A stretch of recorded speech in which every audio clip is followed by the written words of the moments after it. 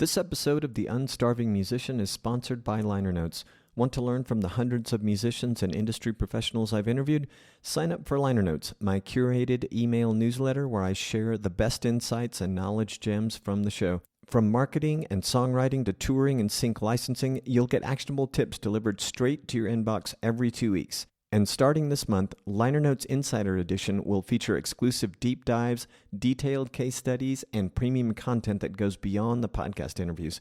Sign up at unstarvingmusician.com/liner notes. It's free to get started, and you can unsubscribe at any time. Welcome to episode 315. I am Rabonzo. This is the Unstarving Musician, and this is part 2 in the Unstarving Musician Storytellers series, featuring singer-songwriter, multi-instrumentalist, and author Tony Harrah.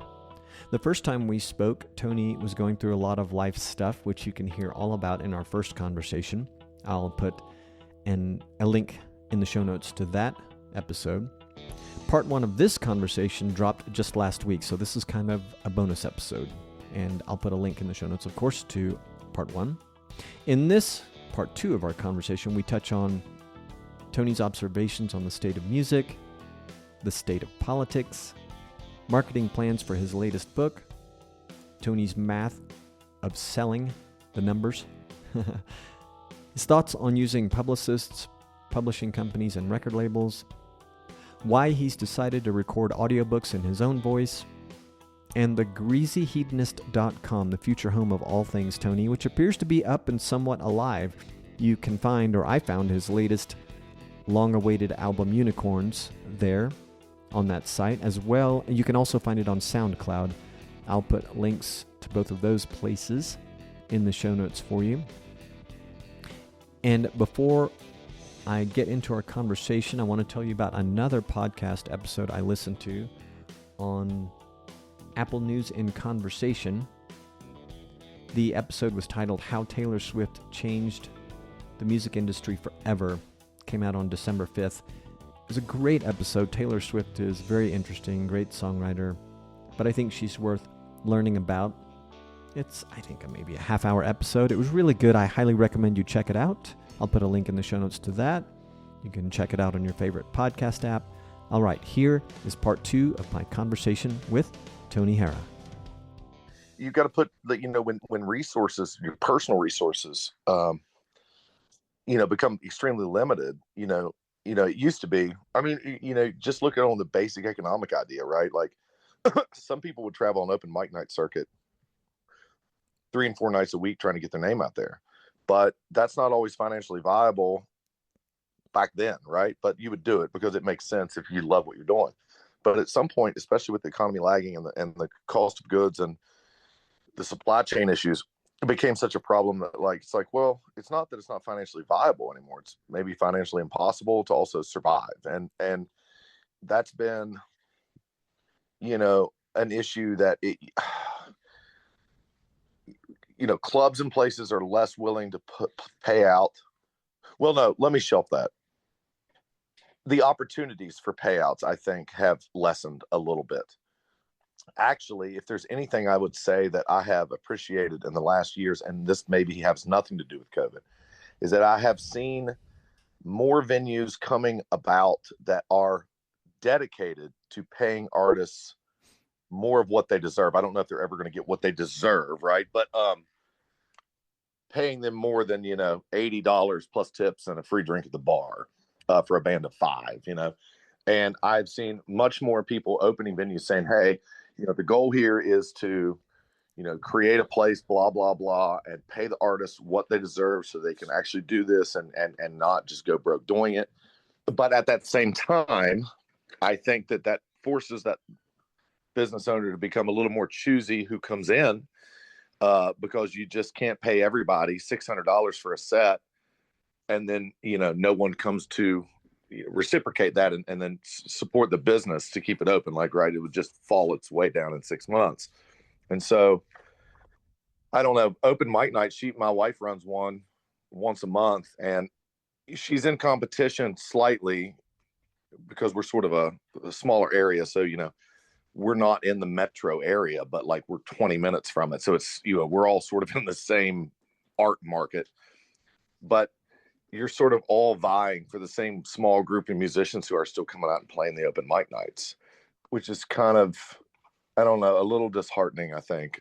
There seems to be a group of young musicians playing, but not like it was 5 years ago, right? Like, and maybe that's just the ramblings of a guy who's in his middle ages, like, the kids these days. But I see a staunch difference in it. And it seems like every time I see festival headlines, it's the same group of, well, I mean, let's say this. I played a show for the first time in 4 years at my wife's shop at her 1-year anniversary, and of the Bake My Day business. And we had a great turnout. And we really just planned on kind of playing shows. We're just getting together and practicing just because we missed each other and hanging out. All our equipment was still at our practice hall, and it had been for years. And so, within the last few weeks, I got an unsolicited invite from an old venue in Kentucky to not only come play at whatever I asked monetarily, like how much would it cost to get you back? And I was like, I haven't toured in 4 years. I think you're really overselling this. And they were like, serious. I was like, I don't even know what to ask, really. Like, what would you think is fair? And the number she gave me was more than I usually got paid for shows when I was popular. And I was like, yeah. And I told her, I said, I'll tell you what, I'll do it for half of that. And she said, we'd like to have you for our festival this summer. It's Thursday, Friday, and Saturday. You can pick a Friday or Saturday night slot. And she gave me a 1 hour, 8 o'clock Friday night slot at this festival. Wow. And I'm like, so at first I'm like, well, and don't get me wrong, the people that run that festival and that venue were always big fans of mine, and that's great. But without any, I don't know if I would have taken a chance on me after not seeing him in 4 years and saw he just put on a show. She didn't come to it, so we could be terrible. But, she puts me in this sort of headlining spot. And I thought, I got a little nervous, like, these people are going to know who I am. I'm going to come up there, and I got this prestigious sort of spot. And then I look at the bill of the other people that she's booking it, and it's the same list. And I was like, oh, yeah, I know all these people. Nice in a way. Yeah, right, which is, it's comforting. And I know we'll do well. But I was shocked to see in 5 years almost that there wasn't, I just assumed there would be this whole new list of people I'd never heard of. And still everybody from the middle of the bill upwards was everybody I knew. And I don't know what that says, actually, but it says something. And I wasn't sure if it was good or bad. Kind of felt like in that amount of time, somebody should have run right up the guts of my career and taken me over, and I'd be at the bottom of the bill with a 15-minute solo set somewhere in between band change outs, right? So I don't know if that speaks well to my, reputation or poorly to the state of music in the Eastern Kentucky Appalachian region. I don't know. There's some young musicians around here, but they're music schools here. So, okay, yeah. I guess that makes a difference. But they're with my wife and I, and I've been playing for decades, but we've just kind of noticed, and for a long time, it doesn't seem like as many young people are making music. I mean, there definitely are some, but not as many.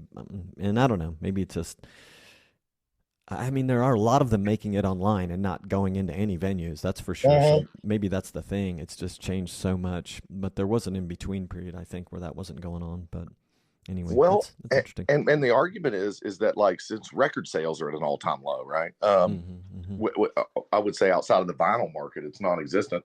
I mean, maybe you like me, I'll buy a copy of a CD from an artist to support the artist on tour, right? Mm-hmm. But then I never unpackage the CD. I listen to them on Spotify, but it gives me the no guilt feeling of using Spotify, right? Because, like, I purchased the CD, I have a right to listen to it here. As opposed to breaking out the old boombox, or, my old car's stereo.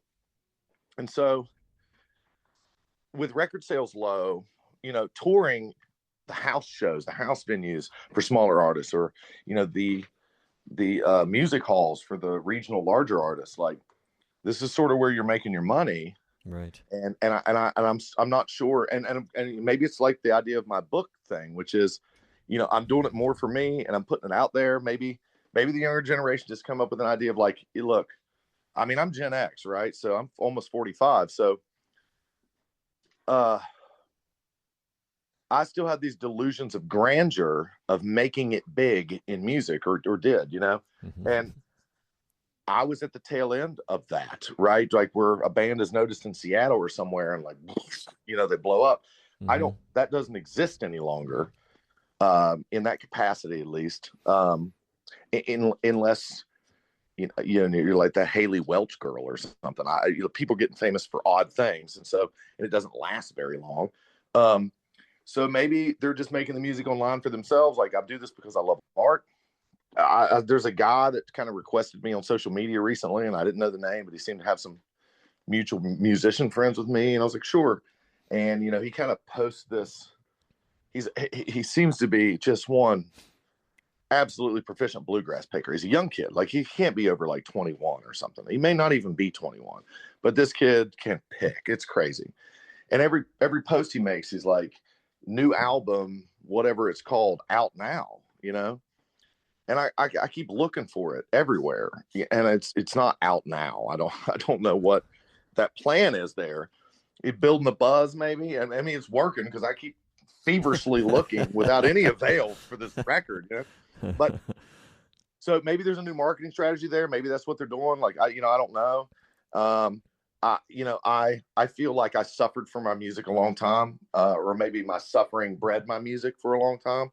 I wonder sometimes, and again, maybe this is a don't walk on my grass old man thing, but like, are the younger generations in this age of sort of the safety of the internet, the safety of like without, I don't know, are they, I don't know, like, my son broke up with a longtime girlfriend, and I was ready to be there for him, like, because someone had to look you in the eyes and break your heart. And it's like, she texted me, it's whatever. Well, I'm like, all right, well, that's fine. Like, are they suffering? Like, maybe that's extremely callous, but are these kids suffering enough? Like, are they going to be able to breathe this kind of music? Like, I don't know.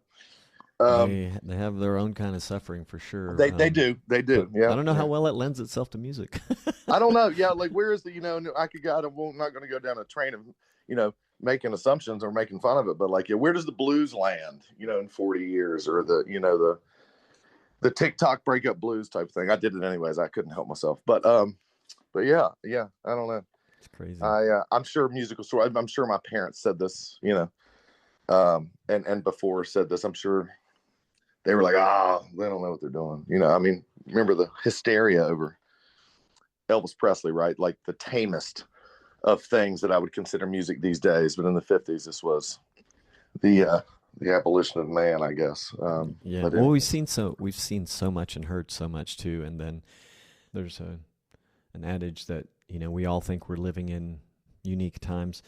Arguably, we with what the internet and social media has done, we arguably are, and various other factors. So, yeah, I think it's not a too much of an old man observation. I mean, I have it, I have them too. Yeah. And some of the music kind of passes you by, but at the same time, I hear a lot of musicians younger than me who've done things, and they have some critique of new music.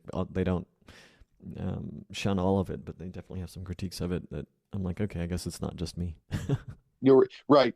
Well, and it's funny because whether I want to or not, and I've always seen myself as a very open-minded person, but you do get rooted in some sort of, I wouldn't call it routine, but you do develop a line in the sand at some point in your life, I think, that in which you'd sort of judge and base everything that happens thereafter on. Like you spend your time growing up with your parents, and then you get out on your own and you experience the world on your own, in your late teens, typically into your late 20s, and then you start seeing the world a different way through the eyes of your children, if you have them, or as the next generation comes through. And, there's levels of egoism and selfishness turn to sort of altruism and benevolence that sort of kind of shift your views. And The one of the books I'm working on right now is a book of metaethics and philosophy of morality. As you know, sounds heavy. Well, when I said I wrote a book at 19, it was a book on morality, sort of taken from Immanuel Kant and some of those philosophical minds of the 18th century. And it got picked up by a small press in New York, and it was never published. The company ended up going out of business, thank God, because who wanted to hear any sort of philosophy from a 19-year-old? But here I am at almost 45, and I thought, I want to pick this back up, partly because of the state of the world. And then not some sort of old man rambling, but it's like, I grew up hearing my dad saying something to the effect of the world's going to hell in a handbasket, right? And I've listened to my mom now in her 70s say, oh, my parents said it, da, da, da, da. And it always was curious to me that whether it's the state of affairs in a moral sense or the state of music or whatever it may be, that everyone seems to act like it's just a carbon copy of a copy of a copy, and it gets farther away from the truth with everything. And it's like, well, either A, there's no truth to any of this at all, and it's just some sort of weird relative cycle of change that has no impending doom or success at the end, or B, we are falling farther away from some sort of line in the sand wall of law, whether it be art or morality or God or whatever, or universe, social law, that eventually we're going to fall off the cliff of, where everything is. I think what struck me the most when I started writing this was we keep talking about these last couple of U.S. presidential elections as being landslides, right? None of them seemed like a landslide to me. They seemed very close to me. But in doing just a little bit of easy research, if you go back to like when Reagan was elected or Clinton was elected or Obama was elected or Bush was elected, if you go back, these elections were not close. They were like 84% to like 16, 17%. Like the country was a lot more unified regardless of the side of the political fence around these candidates. Like there is nothing we have nowadays that is a landslide. And so I started thinking, as far off as we all seem to be arguing as these sort of left and right personalities, because that's what it's become. The entire personality of a person or a culture or a group of people is seemingly held in this whole conservative liberal idea. Nobody really wants to say, I'm a smorgasbord guy.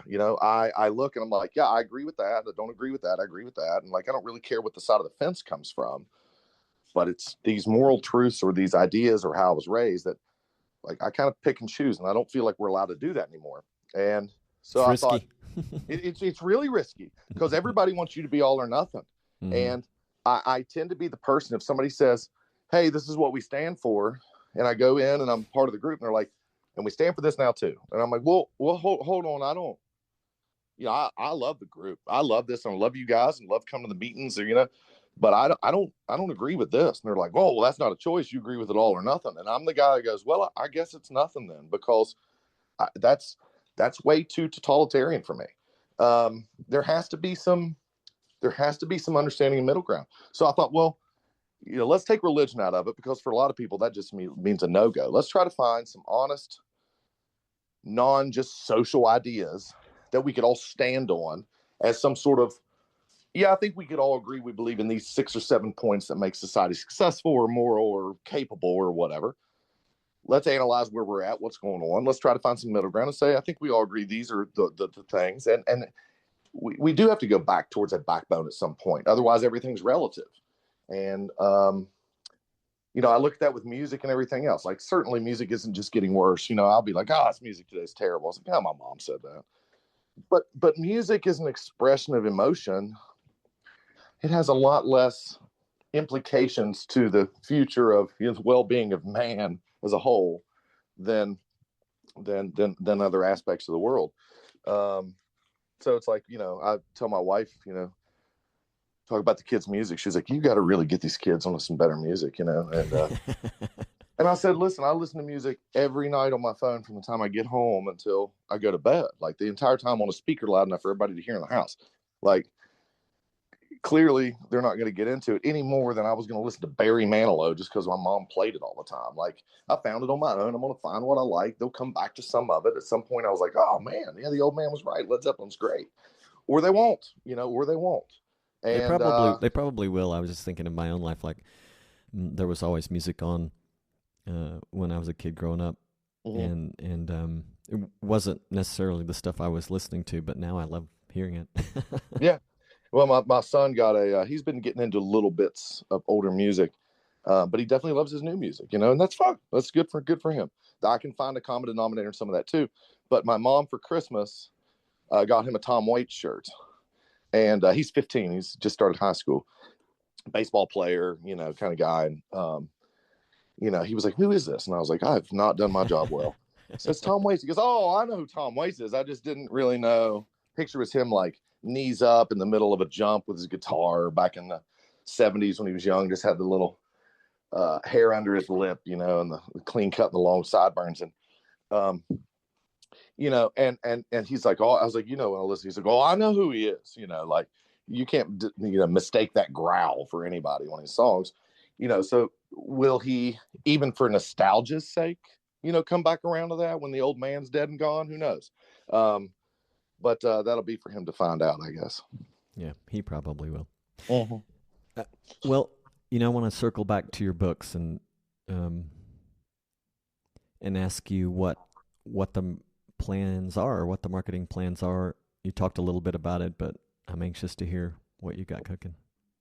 Well, I would love to say it's on a large scale, right? Like I'm going to take over the world with my literary offerings, but I did a little math that humbled me very quickly, and that was this. I live in a small town and a small community in which I know a lot of people, right? Um, I am friends with, everybody from city council to the people at the youth sports, in which is a large community. And I'm the head baseball coach at the middle school, and we only have one middle school. We have about 7,000 people that live in this little town, right? And I was doing some math one day, and I told my wife, I got discouraged, over some of the pre-order sales numbers of my last book. I said, if everybody in this town bought one copy of one of my works for $20 once a year, I'd make $140,000 a year. It would be well within the means for me to stay home and write if every person, and this, I can't take credit for this math. It came from my publicist / manager, Adam Dawson, who also is the manager and publicist for Adam Carroll, the famous songwriter in Texas. And we, met several years ago, and he loved my work. He's the one who helped me broker the deal with Need to Know Records, and he's just an all-around person. He said, the music landscape has changed. Your goal is to find 1,000 people. You've got to hit the streets, and you've got to build a bank of 1,000 people across this country that will spend $100 on you a year, whether it's show tickets, whether it's albums, whether it's T-shirts and merch. 1,000 people to spend $100 a year, and there you have $100,000 to work with. It's a good starting point to be a musician. And so I took that math and was like, even in my little town. Now, am I going to get all those people in my little town? No. But it makes me realize that I don't need to market and sell 1 million books. That's not going to happen. The state of West Virginia has 1.6 million people in it, and that's very small for a state. But if I can get 7,000 of those people, to buy one offering of mine a year from my backlog, or, there's the answer. $20, there's the answer. So the first thing I'm going to do is, my wife, as I told you, she has a macaron bakery. She also attends a lot of vendor events, right? And these are everything from small events hosted by various, universities and independent groups, all the way up to Etsy itself, who sponsors some of these larger events. And she goes to those, and it more than supplements, it actually probably subsidizes her brick and mortar business, right? Because I could make the same argument if 7,000 people in our town just shopped once a week at her shop and spent $5, right? You do the math. So she goes and does the vendor events, and she does really well. And of course, there's a lot of crafts and homemade things and, sublimated items and junk and trinkets and fun, and people go to them. And so I thought, first off, I'm going to start going to these events, get me an easy up tent, get me a nice backdrop. I want to make some quick synopsis of the book on large 18 by 24, posters. Maybe even make those synopses like really funny, like almost self-deprecating, which for my generation is right in our, wheelhouse. Like some idiot decides to go sail the Gulf of Mexico with no experience because he's mad because he lost his wife, or something Like, oh, well, I should go check that out. It's like 2 lines. It just sounds terrible, and get him over there. And I'm going to take one of my antique typewriters, and, I'm going to sit there and I'm going to, write handwritten thank you notes. And I was like, if I could go to each one of those events, they're like $50 to enter. You can sell 2 books, I've covered it. But I don't think that would be the case. So the first thing is like, I'm going to get my name out by going to these events and selling books on that small scale. I think that's probably the biggest thing, would up my immediate sales, and then also get my name to be more well-known in my immediate area. Number 2, the offer I got to meet with Cabell County's literary department, which is next Friday, was unsolicited. They reached out to some local authors who they had heard of, and I was one of them. So I'm definitely going to try to spend more time in the youth department, because I think anyone in the high school or early post-high school years probably feels like the idea of publishing a book is monumental, right? Like, it's not in the cards. And I felt the same way up until I did. I'd like to put some more awareness and time putting into working with the younger groups, saying it's very possible. And it's actually even easy if you've got the discipline to work it through, and start kind of working some workshops. Not really planning on doing any sort of monetizing of the workshops. I'm not a big fan of that industry. Like, I know and you don't. And if you give me $100, I'll teach you too. I think it's fine for people that do it. It's just not my thing.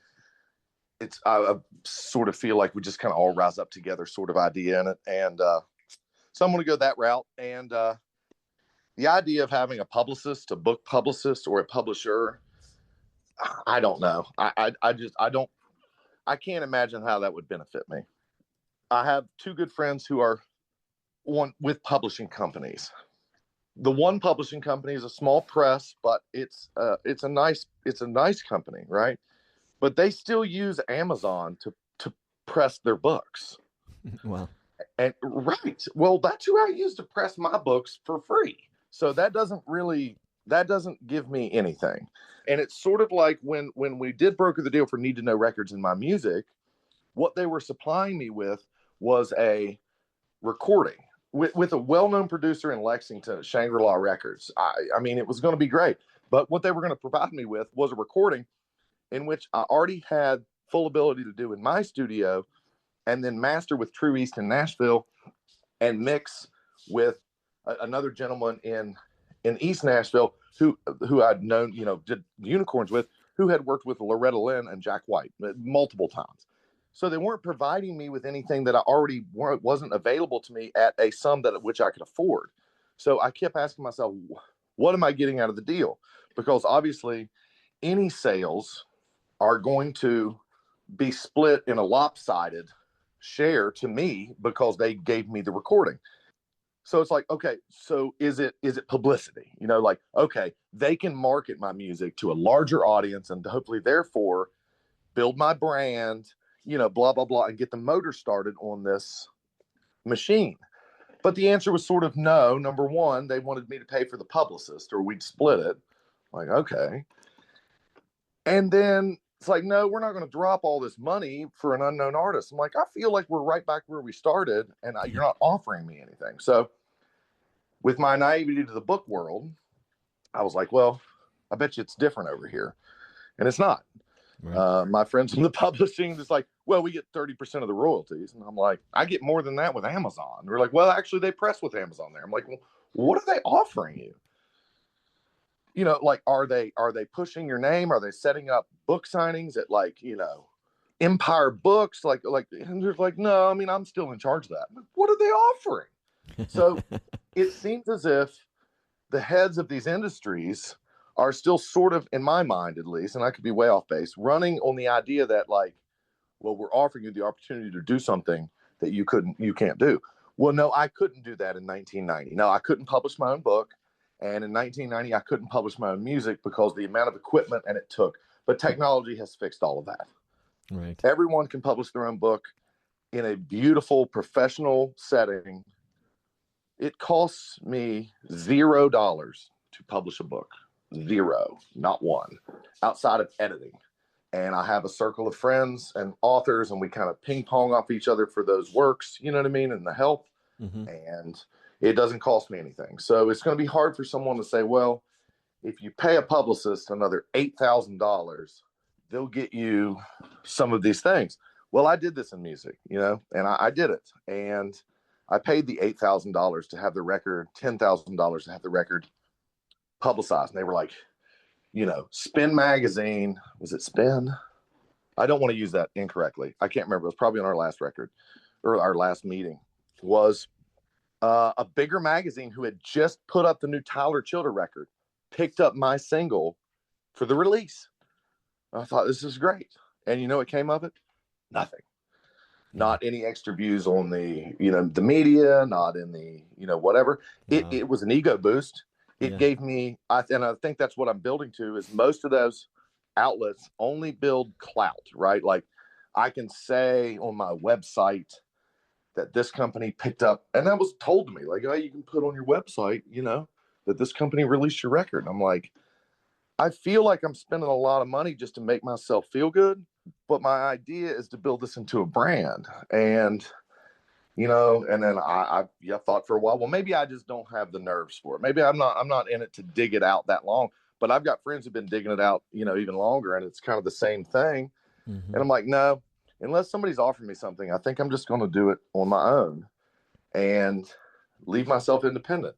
And if people are like, oh, well, he's not really a published author, he's self-published. I'm like, what's the difference? I mean, what's the difference? If they're not doing anything for me, they just want a bunch of money to give me 20% for something I can do on my own for free. I just don't see the reasoning. So the idea is to start showing up in the places where I can get my books to people that don't know me, that weren't a fan of my music. I don't want to prey on the West Virginia author thing, because if you don't know anything about Appalachia, it's that we love to say he's a West Virginia author or he's a West Virginia musician. And then the expectation is that you write stories about cliche West Virginia, right? It's always like, West Virginia author, blah, blah, blah, will be here this Friday. And I can inherently guarantee you his book is about Granny's old recipes, the coal mining wars in Matewan, or, something of that nature.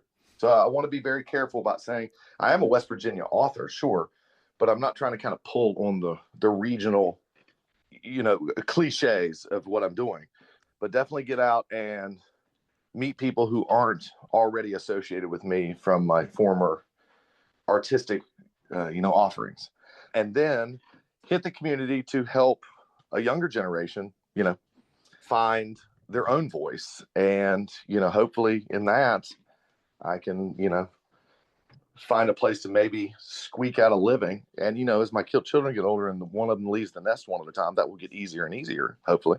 And then build something from there. That sounds good. And will you do an audio book on the next one? Yes, I am going to do the audiobook. The only caveat to that is the aforementioned Abe Partridge in Mobile, Alabama, has as thick of an Alabama accent as I do of a Appalachian accent. And he told me one time, and I always use his voice in this not to make fun of him, but I love him to death. He's like, man, now you listen to me, Tony. If you do that there audiobook, if you do that audiobook and you don't do that yourself, man, you're doing us all a great disservice. Because I had this signature in my songwriting group. Accidentally, one time I was recording, and I wasn't accidentally drinking, but I was always having a drink when I did it. But I was too close to my condenser mic, or had turned it on early, and my rocks glass and my whiskey and cola had rattled as I set it down on this granite desktop that was where my computer was, and I hit my cigarette, and you could hear it all. And I remember several members telling me that that was their favorite part of my song, and that was so cool. And so that became my thing. I did it every recording from there on out. And so me and Abe get to talking in depth about this idea, and he said, it needs to be a fireside chat, man. Your storytelling is you as a person. So you can't let some stale person do your audiobook from a computer. It needs to be you sitting there in a chair with you in between taking puffs of a cigarette, as your whiskey glass clanking quietly in the background as you tell us a story. And so I'm sort of unwilling to release an audiobook until I have the time to do it. I didn't do it with Boxing with God, but Boxing with God has a 5-year anniversary coming up this November. So that's my goal, to re-release the book in hardcover with another set of stories that was tied to that book that I was going to release later, and then release it in an audiobook. That's my plan. And to release that on its original release date, I think it's like December 1st of this year. And then, of 2025. I'd already queued up my computer and my studio and got some settings back because, nobody wants to hear their isolated vocal tracks, right? And so when you're doing an audiobook, it's an isolated vocal track. And so what I can hide behind my music is a blessing, to say the least. So it was real nerve-wracking to just hear me talking. And so then I thought, I'm going to go through and find a bunch of public domain jazz and blues songs, right? And I'm just going to make this long playlist and put it so underneath the bottom that it just gives a little bit of... I did this for an intro for a live show album that I put out. And I kind of do this spoken word introduction that's kind of funny. And then I typed it out and made it the cover. But I put this indiscriminate sort of music underneath the bottom, and it gave it this sort of great presence. So I think I'm going to go with that route and just give this sort of, the fireside chat and kind of do it. So I'm unwilling to compromise on this. So yeah, for a really stupid long story, not short, there will be an audiobook, but it's going to have to be done the right way. Yeah, sure. I think if I may offer a tip from my own experience, the more that you listen to your voice in that type of recording, the more you'll get used to it and realize, sort of recognize the good parts of your voice and that you do have a good voice. And then also, it's sort of like singing and hearing your singing with the music. You start to get some confidence too. But yeah. you have a good voice, so you got that going on. And yeah, it's so funny, your imitation of Abe, because I haven't talked to him in a long time, but boy, you sounded just like him. Dude, well, that area of the country down in Mobile, that Alabama, Mississippi area, feels more like West Virginia than any other place I've ever been. And I did. It took me a while to figure that out, that every time I went down there was an easiness of everything. Talking with people. We're a very friendly bunch here. And we were just talking about this last night with some extended family I hadn't seen in a couple of years, that it's hard to go places in Ohio. I mean, I hate to say it. And some places where it's not easy like that. When I was younger, they flat out looked down on us for the way we talked or being really friendly and opening doors. And it's just part of it here. When people come out of town for holidays, sometimes there's this odd reaction of just talking to strangers or calling everybody darling at the gas station.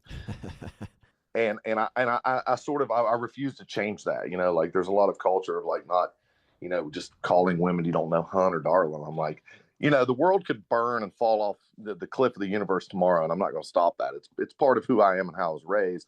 And you go down to those areas of Alabama and southern Alabama, and then pretty much anywhere in Mississippi, and it's just like, oh, these are my people. And I love that area. So meeting Abe was like meeting a kindred spirit immediately. And we don't have as much, hardly at all interaction much the last couple of years. But yeah, he's one of my favorite people on the planet. Yep. He was, I mentioned to you when I contacted you recently that I was wanting to speak again because I just had like a strong memory of our first conversation and always have. And I think a lot of that had to do with timing. But he also was one of the handful of people that really stuck out. I haven't contacted him yet, but I need to see if he can make time to come back on. It would be fun. Oh yeah, you should. And he's done a lot. He's been over to Europe 3 or 4 times. And I tell you what, for a Southern Alabamian, or however that would work, him going on about English biscuits is one of the funniest things I've ever experienced in my adult life. Some posts about this is what they call biscuits, please send help. He was missing home terribly, and I think biscuits may have been the straw that broke that camel's back of wanting to get out of Europe and come back home. That's pretty funny. But yeah, he is you should definitely get a hold of him. He's such a great, and he's done such great stuff in music in the last few years. He's definitely one to check up with. Cool, I will. Okay, so last couple of questions here. Where are people who don't find you at one of these events, where are they going to find your next book and your past ones? What's the best? I'm sorry, if they don't find me at one of these events, where would they find me? Yeah, what's the best way for them to find you, like online? Okay, so I'm in the midst of starting a new website. So it's not active at the moment, but it will be here in the next couple of weeks. So hopefully that will be, they can find it. But I will be at the www.thegreasyhedonist.com. Greasy hedonist, nice. Yeah, there was an area when the guy who does all of my book covers, album covers. He's a long. He's like my best friend on the planet. He lives in Cincinnati. We grew up together. And he definitely is probably one of my marketing confidants, and he's the head of the art department at a large graphic firm in Cincinnati. And he said, there's way more to you than whether it's music or whether, it's motorcycles or whether it's books. He said, there's kind of a culture in which you sort of have. And, one time you could be doing a how-to video on how to rebuild an old shovelhead carburetor to help the younger generation, but then you're also promoting your book. So you don't want to have a bunch of websites running around. You need to find something that sort of encompasses you and sells you as a person. That's some good advice. So does that mean your music will sort of find its way there too? Well, so yes. And so that's the funny thing is like music was as far away from this idea as I could find, or as I thought.